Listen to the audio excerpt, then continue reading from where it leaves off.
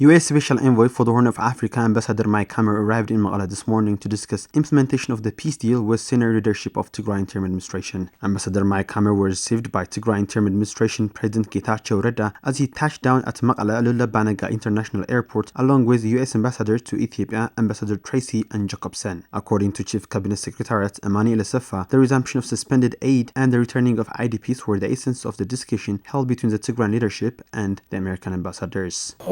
They discussed with the interim administration regarding the peace process, the Pretoria peace process, and they focused on the humanitarian aid. As you know, the World Food Programme and the USAID paused humanitarian aid distribution to Tigray, and the American government wants to know what actions have been taken so far by the interim administration to resume the humanitarian aid.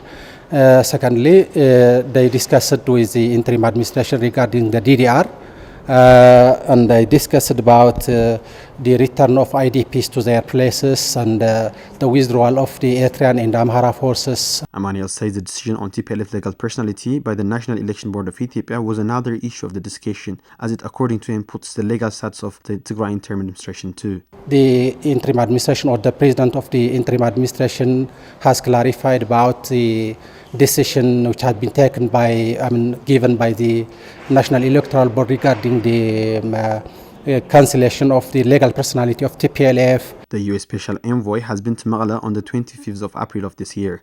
Emmanuel says after this visit, the Tigray interim administration expects the US will put meaningful pressure to make sure the withdrawal of non-NDF forces from Tigray and the resumption of aid in light of the ongoing humanitarian crisis in the war-torn region. We expect that the challenges in the Pretoria agreement will be solved with the engagement of the American government, and we expect that humanitarian aid will soon resume. United States, along the UN, is observer to the Pretoria Cessation of Hostilities Agreement signed between Ethiopian federal government and the TPLF on the 2nd of November 2022.